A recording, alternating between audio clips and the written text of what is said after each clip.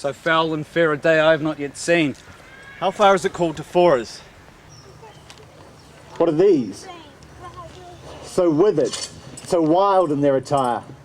They look not like the inhabitants of the earth, and yet are on it.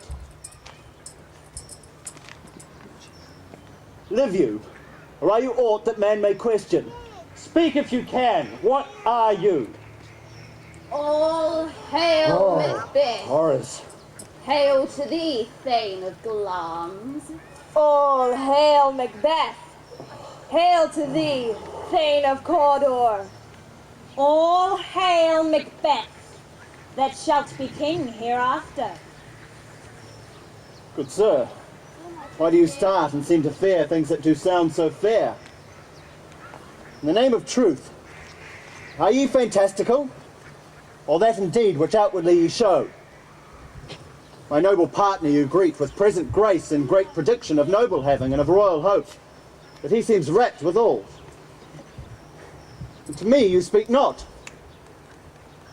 If you can look into the seeds of time and say which grain will grow and which will not, speak then to me, who neither beg nor fear your favours nor your hates. Hail, Hail, hail. lesser than Macbeth and greater. Not so happy, yet much happier. Thou shalt get kings, though thou be none. So all hail Macbeth and Banquo. Banquo and Macbeth, all hail. Stay, you imperfect speakers, tell me more. By sinless death I am the Thane of Glamis, but how of Cawdor? The Thane of Cawdor lives a prosperous gentleman, and to be king stands not within the prospect of belief itself, no less than Cawdor.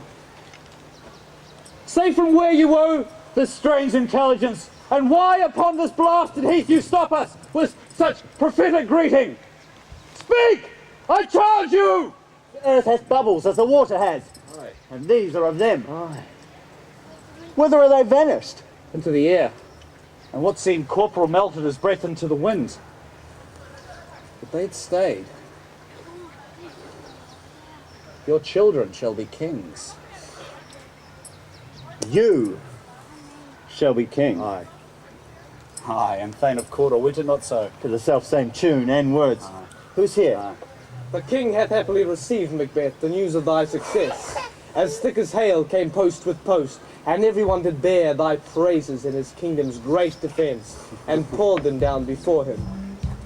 I am sent to thee from your royal master to give thee thanks, and for an earnest of a greater honour, he bade me from him call thee Thane of Cawdor, in which addition, hail, most worthy Thane, for it is thine. What, can the devil speak true? The Thane of Cawdor lives. Why do you dress me in borrowed robes? He who was the Thane lives yet, but under heavy judgment bears that life which he deserves to lose.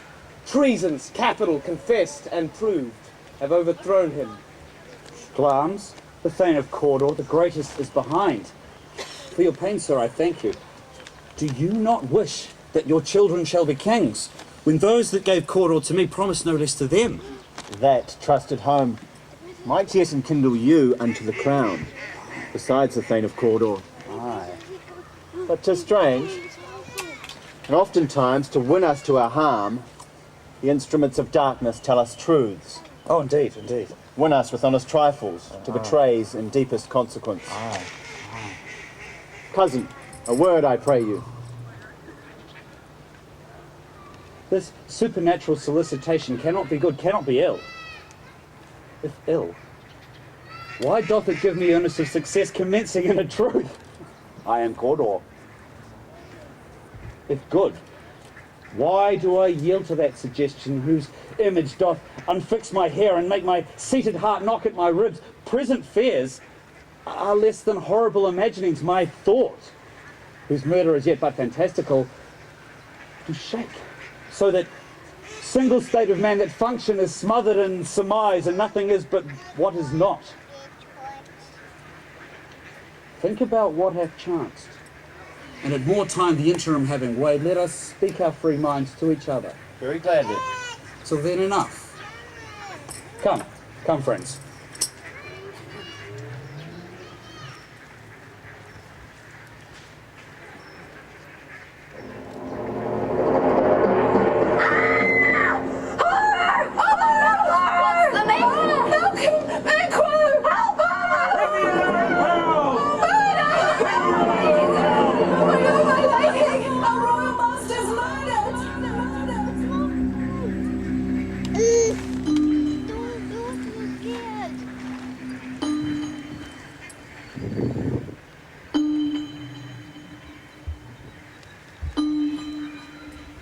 Thou hast it now.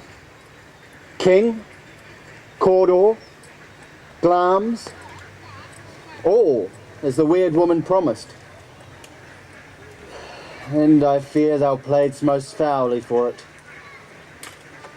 Yet it is said it should not stand in thy posterity, but that myself should be the root and father of many kings. If there come truth from them, as upon thee, Macbeth, their speeches shine, why, by the verities on thee made good, may they not be my oracles as well, and set me up in hope? But hush, no more. Thrice the brinded cat hath mewed. Thrice, and once the hedge pig whined. Harpier cries, "'Tis time, 'tis time." Round about the cauldron go, in the poisoned entrails flow. Toad that under cold stone, days and nights has 31. Sweltered venom sleeping got, boil thou first in the charmed pot. Double, double, toil and trouble, fire burn and cauldron bubble. Double, double, toil and trouble, fire burn and cauldron bubble. Fillet of a fenny snake, in the cauldron boil and bake. Eye of newt and toe of frog, wool of bat and tongue of dog. Adder's fork and blindworm sting, lizard's leg and owlet's wing. For a charm of powerful trouble, like a hell broth boil and bubble. Double, double, toil and trouble, fire burn and cauldron bubble. Double, double, toil and trouble, fire burn and cauldron bubble. Scale of dragon, tooth of wolf, witch's mummy, moor and gulf. Of the raven, salty shaft, root of hemlock digged in the dust. Finger of the strangled babe, dish delivered by a drag. Make the gruel thick and flat, add thereto a tiger's toast. For the ingredients of our cauldron, double, double, toil and trouble, fire burn and cauldron bubble. Double, double, toil and trouble, fire burn and cauldron bubble. Cool it with the baboon's blood. Then the charm is firm and good.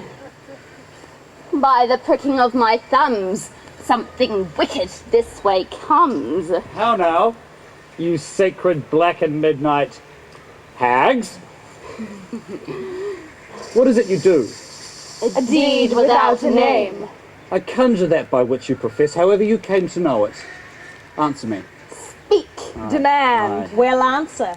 Saith thou'dst rather hear it from our mouths or from our masters. Call him. Let me see him. Pour in Zal's blood that hath eaten her 9 farrow. Grease that sweating from the murderer's gibbet, throw into the flame. Come high or low, thyself and office deftly show.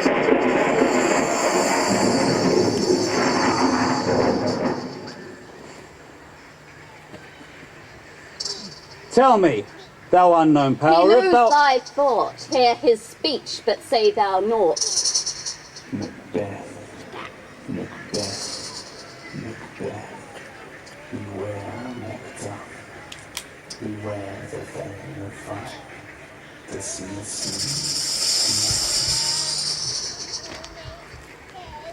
Whatever thou art, for thy good caution, I thank thee. Thou hast heart my fairer right, but one word... He will not be commanded. Here's another more potent than the first.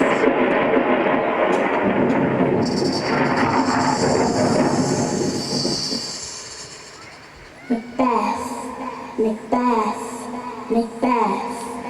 Had I 3 ears, I would then hear thee.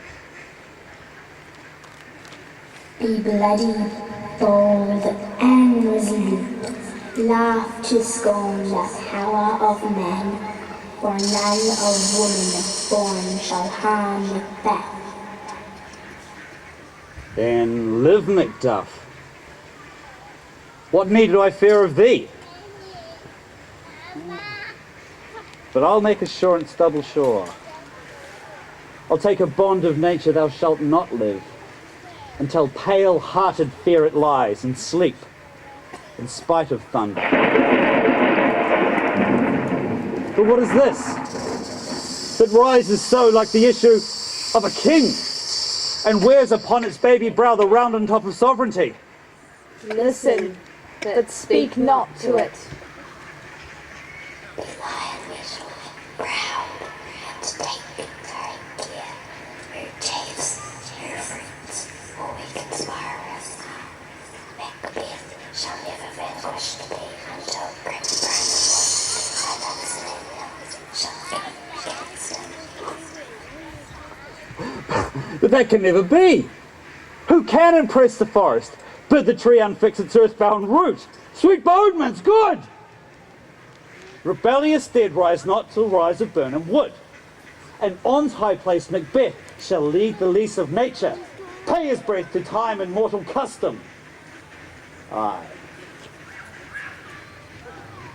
Yet my heart do throb to know one thing more, hags. Tell me, if thou art can tell so much, will the issue of Banquo ever reign in this kingdom? Seek to know no more. I will be satisfied. Seek I will to be know satisfied. no more. Tell me this, or an eternal curse fall upon your heads. Answer. Show. Show, show. Show his eyes and grieve his heart. Come like shadows, so depart.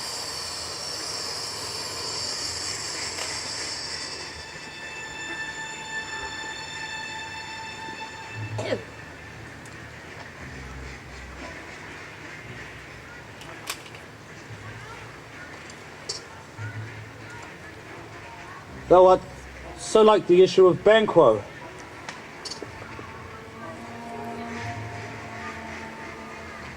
Thine crown does sear mine eyeballs, and thine hair, thou art the gold-bound brow, is like the first. A third is like the former. Filthy hags, why do you show me this? What? Will the line stretch into the crack of doom? A foot, start, eyes, another, a seventh. I can look no more. And yet, there appears an eighth, that bears a glass, which shows me many, many more. Oh, horrible sight! Now I see 'tis true, for the blood-bolted Banquo smiles at me and points at them for his. What? Is it so? Aye, sir. No. All this is so. Nay! But why stands Macbeth thus amazedly? Come, sisters, cheer up his sprites, and show the best of our delights. I'll charm the air to give a sound, while you perform your antic round, that this great king may kindly say our duties did his welcome pay.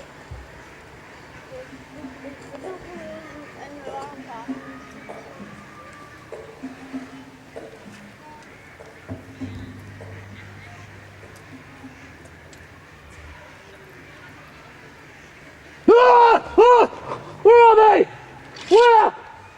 Where are they? Gone! Gone! Gone! Gone!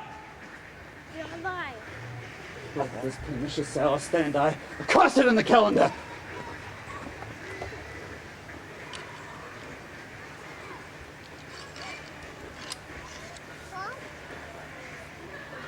Come in!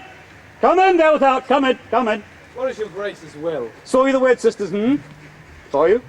No, my lord. Came then I'll buy you. No, indeed, my lord. Ah, cursed, cursed be the air whereon they ride, and damn those that trust him. I heard the galloping of horse. Who was rode by? 'Tis 2 or 3, my lord. They bring word Macduff has fled to England. Fled? To England? Aye, my lord. Aye, England. Aye. Time. Thou anticipatest my dread exploits. The flighty deed never is overdone unless the purpose go with it. From now on, The first things of my heart shall be the first things of my hand. The castle of Macduff I will surprise, sir. Seize upon Fife, and put to the edge of the sword his wife, his babes, and all those unfortunate souls that do trace him in his line. No boasting like a fool. This deed I will do before the purpose be called. Aye. But no more sights. No more sights! What is this before us? The wood of Burnham. Let every soldier hew him down a bough and bear it before him. Therefore shall we shadow the number of our host and make discovery and report of us. The time approaches where with due decision we shall know what we shall say we have and what we owe, towards which advance the war. Hang the banners on the outside walls! The cry is still they come! Let our castle's strength lay siege to scorn! Here let them lie, till famine and the ague eat them up! Would they not be forced with those that should have been ours, we should have met them beard to beard, and beaten them back. That noise. I'd almost forgotten the sound of fears.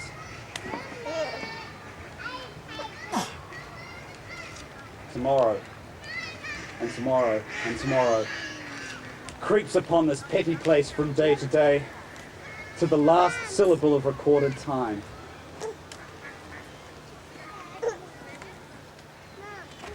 And all our tomorrows have lighted fools the way to their dusty death. Out! Out, brief candle!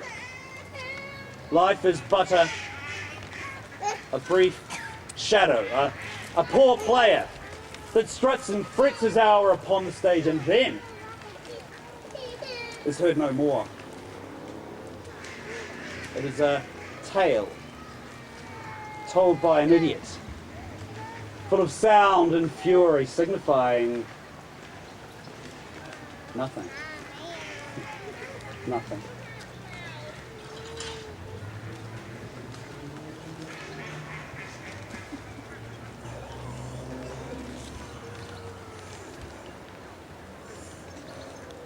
Thou comest to use thy tongue, thy story quick.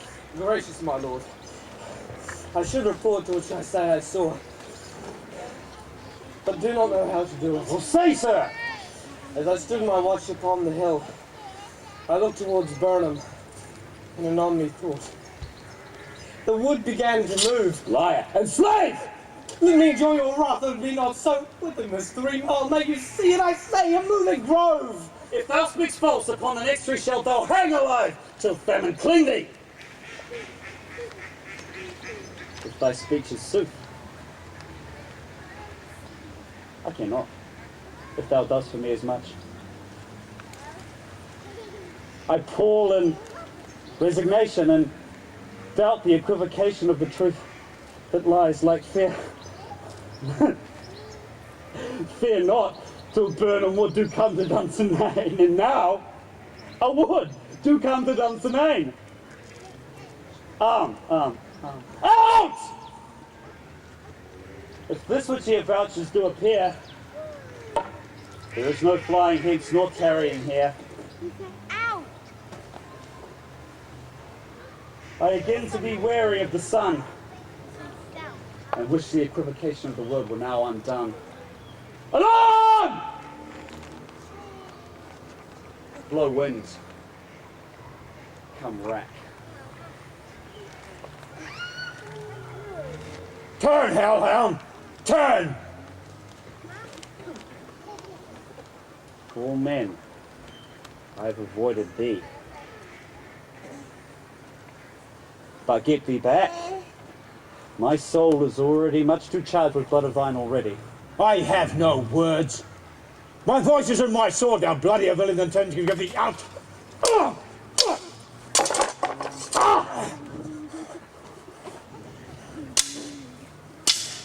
Thou losest labour, and easy though thy trench it air, and with thy keen blade as make me bleed. Let fall thy sword on honourable crest. I lead a charmed life, Macduff. one which must not yield to one of woman born. Spare thy charm. Let the angel that served thee tell thee. Macduff hath thrown his mother's womb and turned thee rich. Accursed be the tongue that tells me so, for it cowed my better part of man. And be these juggling fiends no more believed that palter us in a double sense and keep the word of promise to our ear and break it to our hope.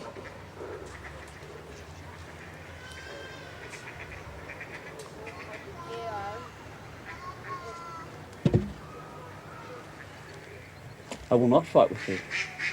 Then yield thee, coward! Learn to be the show and gaze at the time!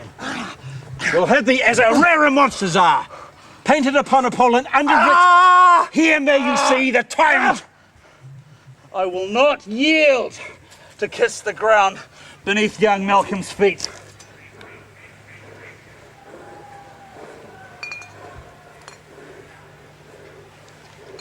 And though the baiting of the rebels' curse and Burnham wood do come to Dunsinane, and thou, a posed being of no woman born, I will try to my last. Before my body I throw my warlike shield. Lay on, Macduff! And damned be he that first cries, hold! Enough!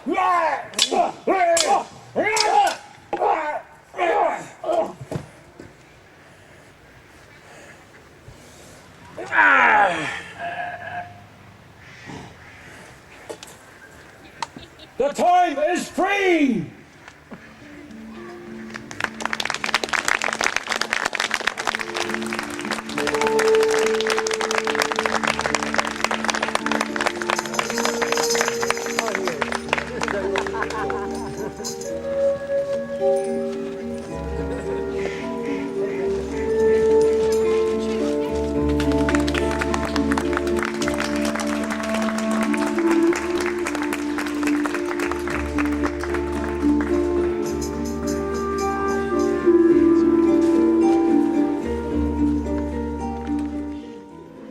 I cozened by my uncle cozened, of comfort, kingdom, kindred, freedom, life.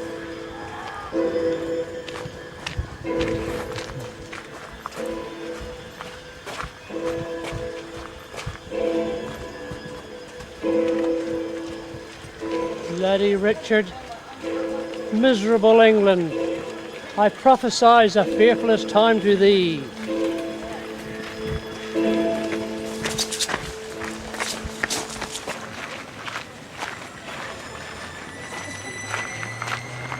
From forth the kennel of a womb hath crept a hellhound that doth hunt us all to death. Richard!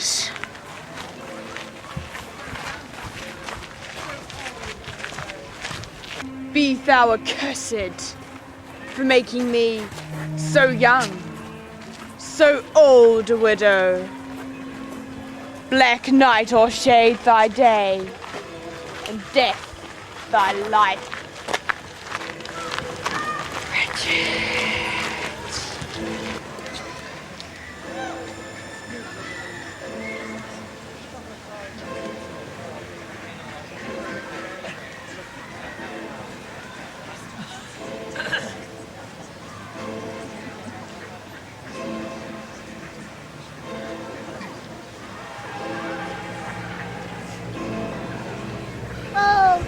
That devil's butcher, hard-favoured Richard. Oh, gentle people, heed yonder dog. Look, when he fawns, he bites, and when he bites, his venom tooth will rankle to the death. Have naught to do with him, beware of him. Sin, death, and hell have set their marks on him, and their ministers attend on him. Now is the winter of our discontent made glorious summer by the sun of York and all the clouds that did lower upon our house in the deep bosom of the ocean Barrie. Now are our brows bound with victorious wreaths, our bruised arms hung up for monuments, Our stern alarums change to merry meetings, our dreadful marches to delightful measures. Grim-visaged war hath smoothed his wrinkled front, and now, instead of mounting barbed steeds to fright the souls of fearful adversaries, he capers nimbly in a lady's chamber to the lascivious pleasings of a lute. But I, that am not shaped for sportive tricks, nor made to court an amorous looking glass, I, that am curtailed of this fair proportion, cheated of feature by dissembling nature, deformed, unfinished, sent before my time into this breathing world, scarce half made up, and that so lamely and unfashionable that dogs bark at me as I hold by them. Why, I, in this weak, piping time of peace, have no delight to pass away the time, unless to see my shadow in the sun and descant on mine own deformity. Therefore, since I cannot prove a lover to entertain these fair, well-spoken days, I am determined to prove a villain and hate the idle pleasures of these days. I'll make my heaven to dream upon the crown, and whilst I live to account this world but hell, to this misshaped trunk that bears this head be round impaled with a glorious crown. And yet, I know not how to get the crown, for many lives stand between me and home. Why, I can smile and murder whiles I smile, and cry content to that which grieves my heart, and wet my cheeks with artificial tears, and frame my face to all occasions. I'll drown more sailors than the mermaid shall. I'll slay more gazers than the basilisk. I'll play the orator as well as Nestor. Can I do this and cannot get the crown? Tut, were it farther off, I'd pluck it down. Oh, heap of wrath, foul indigested lump, as crooked in thy manners as in thy shape. I had a young son till this Richard killed him. And I'll have a husband king until this Richard kills him. Good day, my lord. What, did you book so hard? Aye, my good lord. My lord, I should say, rather. To sin to flatter, good was little better.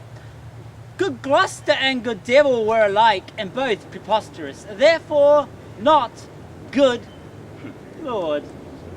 Sirrah, leave us to ourselves. We must confer. So flies the reckless shepherd from the wolf. So first the harmless sheep doth yield his fleece, and next his throat unto the butcher's knife. Suspicion doth always haunt the guilty mind. The thief doth fear each bush, an officer. But wherefore doth thou come? Is't for my life? Oh, think'st thou I am an executioner? A persecutor, I'm sure thou art. If murdering innocents be executing, why, then thou art an executioner. Thy son I killed for his presumption. Hadst thou been killed when first thou did presume, thou hadst not lived to kill a son of mine. Thus I prophesy, the many a thousand, and many an old man's sigh, and many a widow, and many an orphan's, what a standing eye shall rue the hour that ever thou was born. The owl shrieked at thy birth, an evil sign. The night crow cried, a boding luckless time. Dogs howled, and hideous tempers shook down trees. Thy mother felt more than a mother's pain, and yet brought forth less than a mother's hope. To wit, an indigest and deformed lump. Not like the fruit of such a goodly tree. Teeth hadst thou in thy head when thou was born, to signify thou camest to bite the world. And if the rest be true which I have heard, thou camest in I'll hear no more! Die, prophet, in thy speech! For this, amongst the rest, was I ordained! Aye, and for much more slaughter after this. Oh God, forgive my sins, and pardon thee! Down to hell! And tell them I sent thee thither! I that have neither fear, pity, nor love.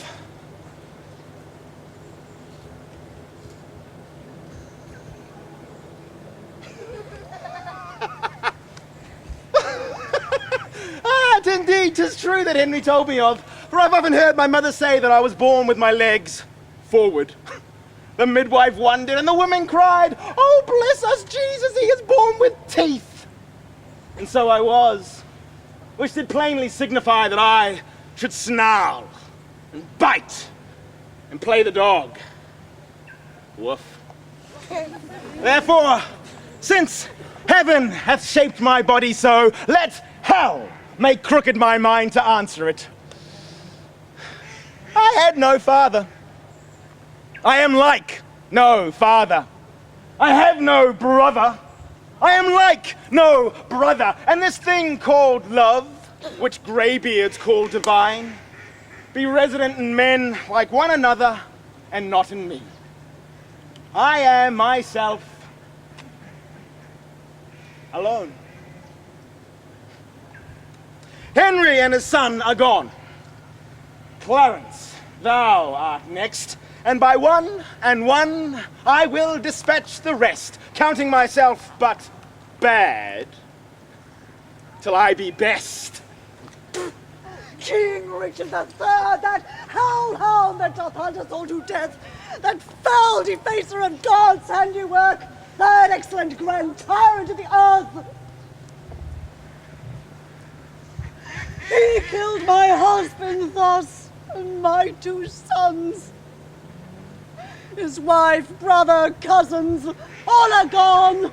Each one within his path hath been dispatched, and now a ghost that casts him in his dreams. But earth gapes, hell burns, fiends roar, saints pray, to have him suddenly conveyed from hence. The Earl of Richmond now must be ordained to take revenge upon that butcher's head. Oh, cancel thy bond of life, dear God, I pray, that I may live and say the dog is dead. That Colonel Carr, that dog that was born with teeth before his eyes, take his life back to his fiber. My friends, I fled to Richmond.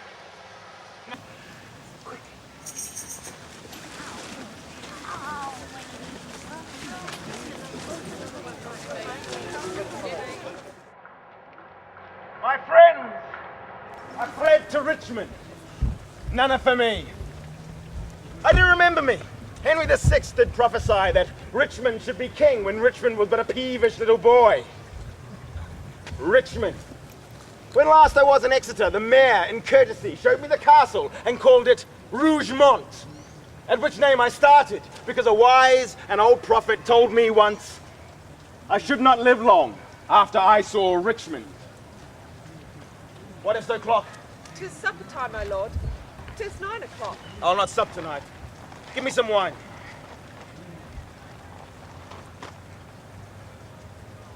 Sit it down. Leave me. Around the mid of night, come to my tent and help to arm me. Leave me, I say.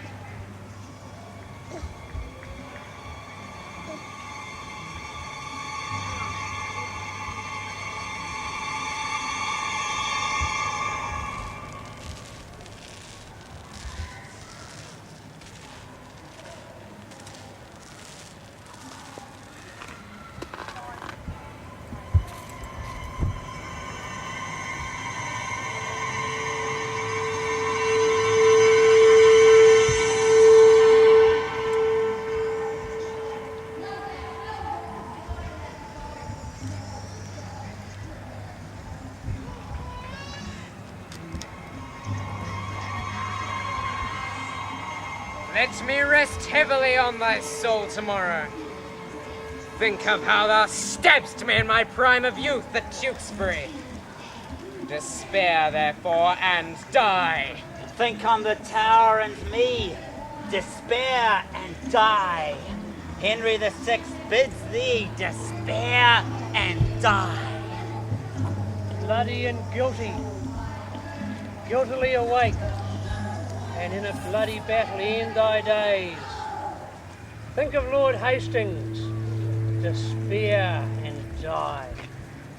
Dream on, thy cousin smothered in the tower. Let me be led within thy bosom, Richard, and weigh thee down to ruin, shame, and death. Thy nephew's soul bid thee despair and die. Richard, thy wife, the wretched Anne, thy wife, that never slept a quiet hour with thee, now fills thy sleep with perturbations.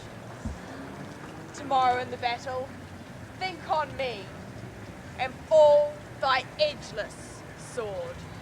Despair and die. Give me another horse! Bind up my wounds! Have mercy, Jesus! Oh, soft, I did but dream. Oh, coward conscience, how dost thou afflict me? The lights burn blue. 'Tis now dead midnight. Cold, fearful drops stand on my trembling flesh. What do I fear? Myself? There's none else by. Richard loves Richard. That is, I am I. Is there a murderer here? No. Yes, I am. Then fly. What? From myself? Great reason why. Lest I revenge myself upon myself. Alas, I love myself. Wherefore? For any good that I myself have done unto myself? Oh no, alas, I rather hate myself for hateful deeds committed by myself. I am a villain. Yet I lie, I am not. Fool of thyself, speak well. Fool, do not flatter. My conscience hath 1,000 several tongues, and every tongue brings in a several tale, and every tale condemns me for a villain. Perjury. Perjury in the highest degree. Murder. Stern murder in the direst degree. All several sins, all used in each degree, throng to the bar, crying all, guilty, guilty. I shall despair. There is no creature loves me, and if I die, no soul will pity me. Nay, wherefore should they, since I myself find in myself no pity to myself? Methought the souls of all that I had murdered came to my tent, and each one did threat tomorrow's vengeance on the head of Richard. Give me my armor! Advance our standard upon our foes! A horse! A horse! My kingdom for a horse! God and our good cause fight upon our side. The prayers of holy saints and wronged souls. The prayers of holy saints and wronged souls, like high-reared bulwarks, stand before our faces. And a homicide. A bloody tyrant and a homicide. One that hath ever been God's enemy.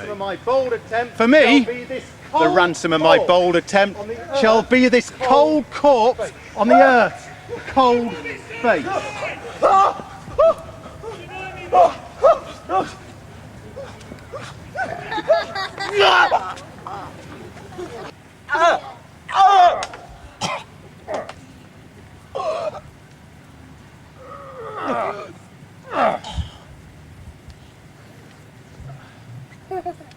God and your arms be praised, victorious friends. The day is ours. The bloody dog is dead.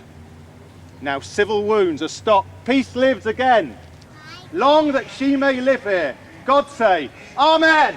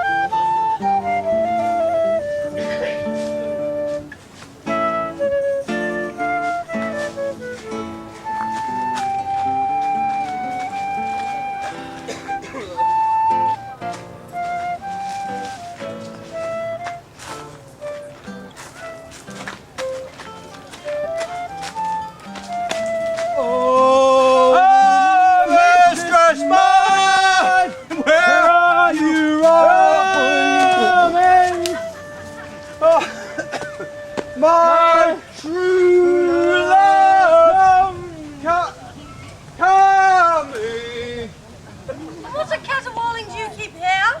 I tell you, if my lady hath not called up her steward Malvolio and bid him to turn you out, never trust me. My lady Kathryn, we are politicians. Malvolio is the peg around, and 3 merry men be we! Am I not consanguineous? Am I not of her blood, Tilly Valley lady? There dwelt a man in Babylon, lady. Through me the knight's an admirable fooling. He does well enough if he be disposed. So do I too. He does it with a bit of grace, but I do it more natural. My masters! Are you mad or what are you? Have you no wit, manners, nor honesty, but you gabble like tinkers at this time of night? Would ye make an alehouse of my lady's house, that ye squeak out your cosiest catches without any mitigation or remorse of voice? Is there no respect of place, persons, nor time in you? We did keep time, sir, and our catches. Snack up! Sir Toby, I will be round with you. My lady made me tell you that though she harbours you as her kinsman, she's nothing allied to your disorders. If you can separate yourself from your misdemeanors, you're very welcome to the house. If not, and you can find it in your heart to take leave of her, she is very willing to bid you farewell. Farewell, dear heart and darling. Nay, good Sir Toby. But I will never die. Sir Toby, there you lie. Shall I Much bid credit. him go? And what if you do? Shall I bid him go and spare not? Oh, no, you dare not. Out of 2. Why do you laugh at such a barren rascal? Art thou any more astute? Dost thou think because thou art virtuous that there will be no more cakes and ale? A stoup of wine, Maria! Yes. Mistress Mary, if you value my lady's flavour and anything more than contempt, you would not give means for this uncivil rule. She shall hear of it by this hand. Go shake your airs. If I do not gull him into a naywood and make a common recreation of him, do not think I have enough wit to lie straight in my bed. I know I can do it. Possess us. Tell us something of him. Married, sir, sometimes he is a kind of Puritan. If I thought that, I'd beat him like a dog. What? For being a Puritan? Like exquisite reason, dear knight? I have no exquisite reason for it, but I have reason good enough. Yes, well, the devil a Puritan he may be, and then constantly but a time pleaser, an affectioned ass, who comes state without books and utters it by great swarls, the best persuaded of himself. So crammed as he thinks with excellencies, that it is his ground of faith that all that look upon him shall love him. And it is on that vice in him that my revenge shall find a notable cause to work. What will that do? I will drop in his way some obscure epistles of love, wherein by the colour of his beard, the shape of his leg, the manner of his gait, the expression of his eye, complexion, and forehead, he shall find himself feelingly most personated. I can write very much like my lady, your niece. On a forgotten matter, you can hardly make distinction of her hands. Excellent, I smell a device. I have it in my nose too. He will think, by the letters that you will write, that they come from my niece, and that she is in love with him. My purpose is indeed a horse of that colour. And your horse now would make him an ass. An ass thou doubt not. Oh, to be admirable. Sport right, I warrant you. I know my physic will work with him. I will plant you two, and will let the fool make a third. Where he shall find the letter, observe his construction of it. Come hither.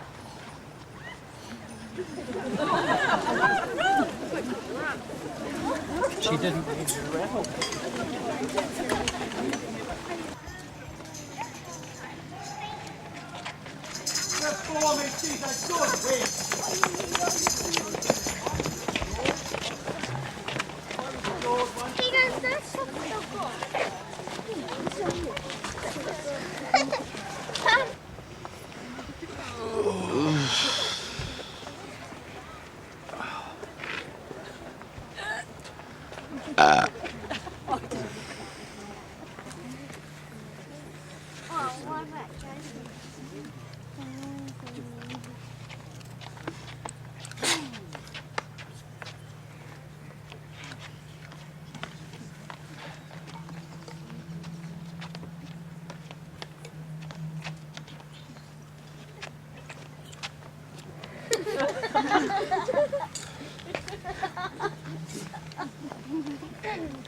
Oh, here comes the little villain. How now, my little dear? Malvolio is coming down this walk. He has been yonder, ere the sun, practicing behaviour to his own shadow this last half hour. Observe him for the love of mockery, for I know that this letter will make a contemplative idiot out of him. Close, in the name of jesting. Lie there thou. For here comes the trout that must be caught with the tickling.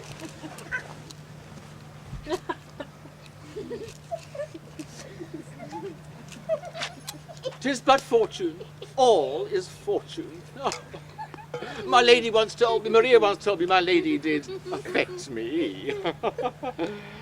I have heard herself come thus near, that should she fancy, it should be one of my complexion. Besides, she treats me with a much more exalted respect than anybody else that follows her. So what should I think of? She's an overweening rogue. What have we here? Now is the woodcock near the gin? By my life, this is my lady's hand. These be her very C's, and her U's and her T's, and thus makes she her great P's. It is in contempt of question, my lady's hand. Her C's, her U's, and her T's. Why that? To the unknown beloved, this and my good wishes. Oh, by your leave, wax soft. Oh, and the impressure, her Lucrece, with which she uses to seal. 'Tis my lady. To whom should this be? Jove knows I love, but who? Lips do not move. No man must know. No man must know. What follows? Oh, the number's altered. No man must know. If this should be thee, Malvolio. Mary, hang thee from. I may command where I adore, but silence like a Lucrece knife, with bloodless stroke my heart doth gore. M-O-A-I doth sway my life. A fustian riddle. Excellent wench, say I. I may command where I adore. Why? She may command me. I serve her. She is my lady. There is no obscurity here. Everything shows. But, soft, there follows prose.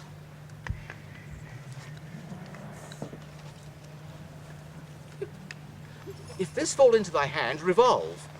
In my stars I am above thee, but be not afraid of greatness. Some are born great, some achieve greatness, and some have greatness thrust upon them. Thy fates open their hands, let thy blood and spirit embrace them, and to inure thyself to what thou art like to be, cast thy humble slough and appear fresh. Be opposite with a kinsman, surly with servants. Let thy tongue tang arguments of state. Put thyself into the trick of singularity. Yes, she thus advises thee, but sighs for thee. Remember who commended thy yellow stockings, and wish to see thee ever cross-gartered. I say remember, go to thou art made, if thou desirest to be so. If not, let me see thee a steward still, the fellow of servants, and not worthy to touch fortune's fingers. Farewell, she that would alter services with thee, the fortunate, unhappy. I do not now fool myself to let imagination jade me, for everything points to this. My lady loves me. Oh, I thank my stars. I am happy. I will put on yellow stockings and be cross-gartered, even with the swiftness of putting on. Jove, I thank thee. But there's a postscript. Thou canst not choose but know who I am. If thou entertainst my love, let it appear in thy smiling. Thy smiles become thee well. Therefore in my presence still smile, dear my sweet, I prithee. Jove, I thank thee. I will smile. I will do everything thou wilt have me.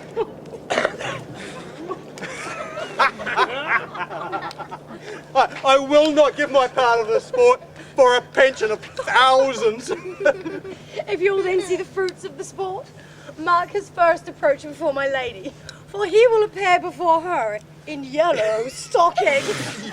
'Tis a colour she abhors, and cross-gartered, a fashion she detests. And he will then smile upon her, which will be now so unsuitable to her disposition, being addicted to a melancholy as she is, that it cannot but bring him into a notable contempt. Oh, look, here she comes.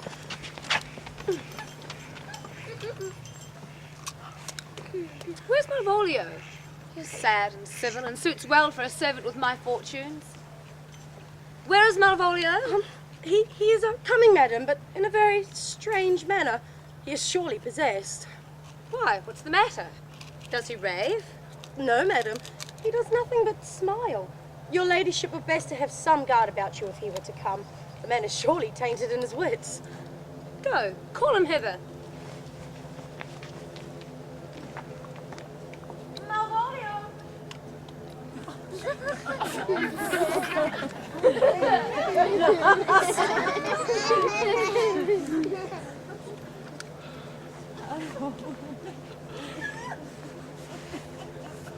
How now, Malvolio?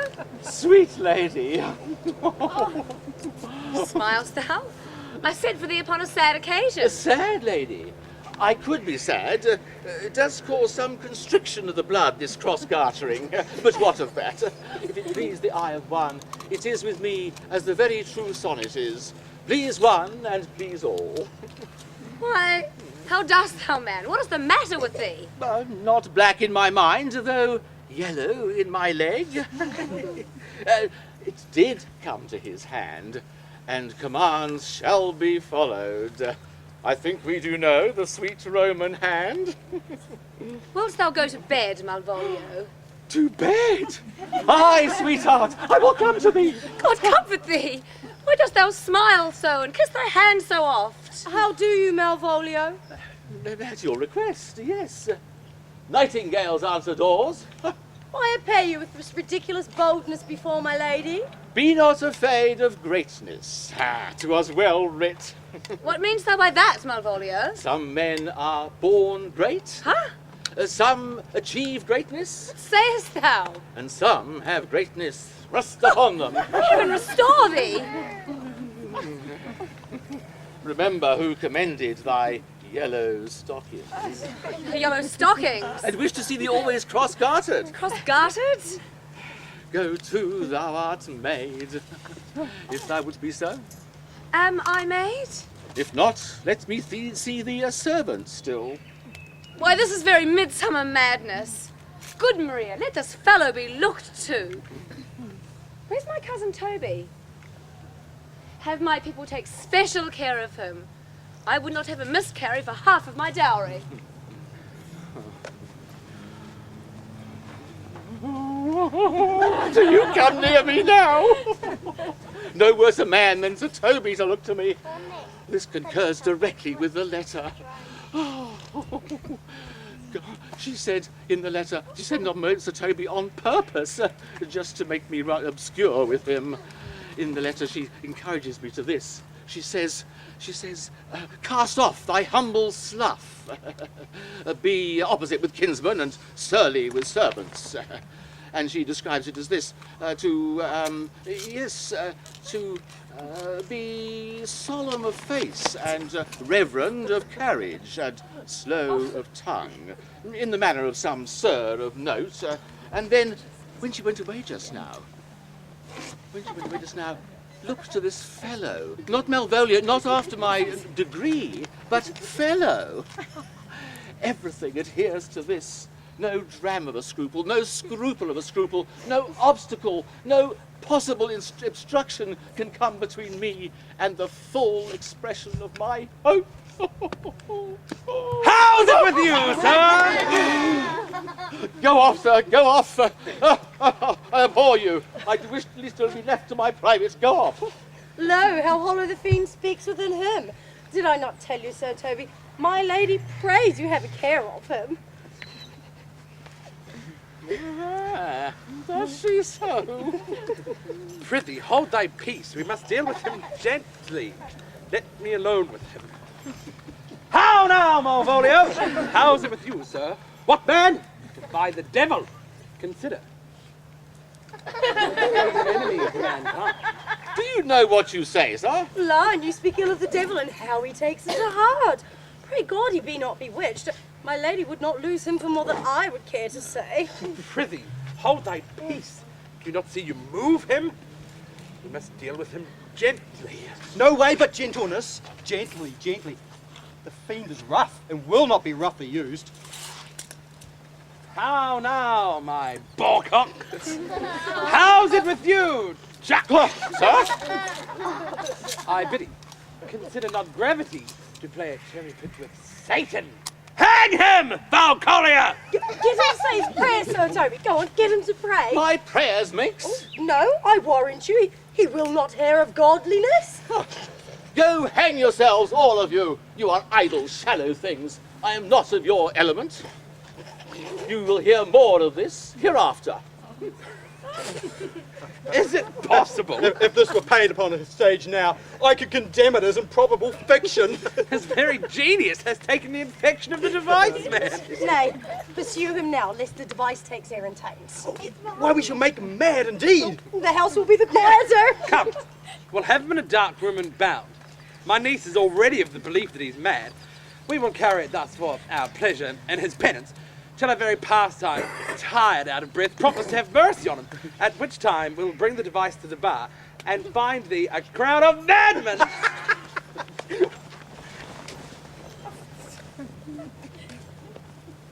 How does he, sirrah? Truly, madam, he holds Beelzebub at the stave's end as well as any man in his case may do. Oh, it's here written you a letter. Open it and read it. Look then, to be well edified while the fool delivers the madman. By the Lord, madam, you wrong. How now? Art thou mad? No, madam, but I do read madness, and your ladyship will have it as it ought to be. Prithee, read of thy right wits. So I do, Madonna, but to read his right writs is to read thus. Prepend then and give ear. Read it you, Maria.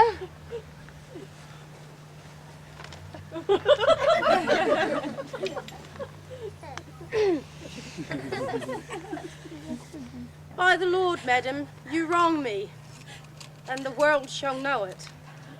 Though you have put me into darkness and given your drunken cousin rule over me, yet have I the benefit of my senses as well as your ladyship.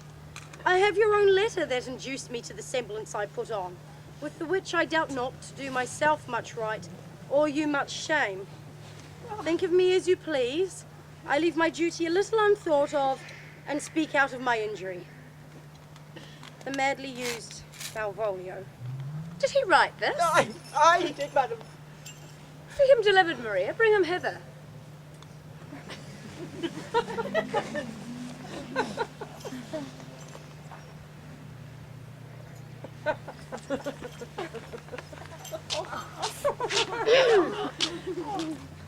How now, Malvolio? Madam, you have done me wrong, notorious wrong. Have I, Malvolio? No! Lady, you have. I pray you, peruse this letter. Oh, my goodness. Oh, peruse this letter.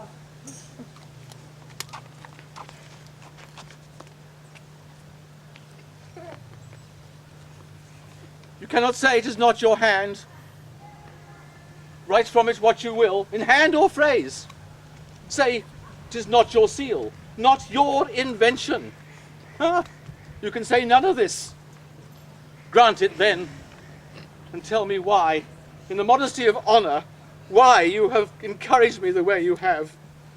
Bid me come to you smiling and cross-gartered, to put on yellow stockings, and to frown upon Sir Toby and the lighter people. And acting in thus in obedient hope, why have you allowed me to be imprisoned, kept in a dark house, and visited by the priest. Oh, and made the most notorious geck and gull that e'er invention put upon. Tell me why. Alas, Malvolio, this is not my writing. Though I confess, much like the character. But, out of question, 'tis Maria's hand. And now I do bethink me, 'twas she first told me thou wast mad, then cam'st in smiling. And in such forms which here were presupposed upon thee in the letter. Prithee, be content. This practice hath most shrewdly passed upon thee. But when we know the grounds and the authors of it, thou shalt be both plaintiff and judge of thine own cause. Good madam, hear me speak, and let no quarrel nor no brawl tame the condition of this present hour which I have wondered at. In hope that it shall not most freely, I confess it was I and Sir Toby who set this device against Malvolio here, upon some stubborn and uncourteous parts we had conceived in him. How with the sportful malice it was followed may rather pluck on laughter than revenge, if it be the injuries justly weighed that have on both sides passed. Alas, poor fool, how hath he been baffled? Why, some are born great.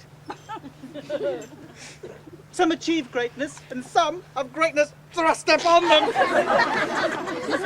I was once, sir, in this interlude, one certain the priest who visited you in your afflictions. But that's all one. But do you remember? Madam, why laugh you at such a barren rascal? And yet you smile not. He's gagged. And thus the whirligig of time brings in his revenges. I'll be revenged on the whole pack of you. He hath been most notoriously abused. Come, let's follow and entreat him to a peace. Where that is done and golden time convents, a solemn combination shall be made of our dear souls. Come now, a dance.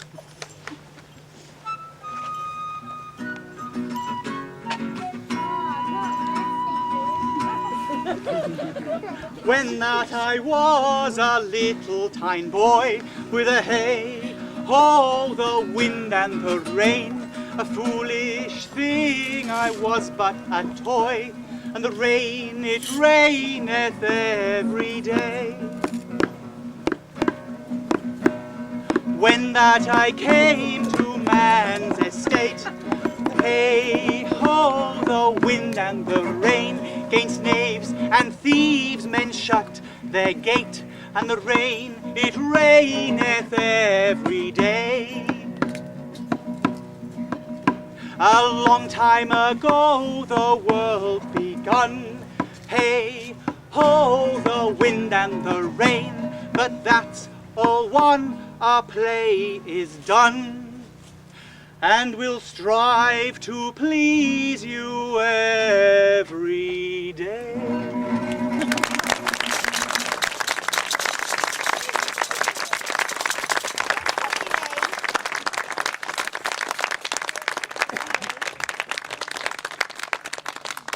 Thank you for attending Shakespeare in the Park. I hope you enjoyed yourselves. We now have some hospitality available at the back of the gardens, so if you'd like to make your way there rapidly, thank you for your time. Yeah.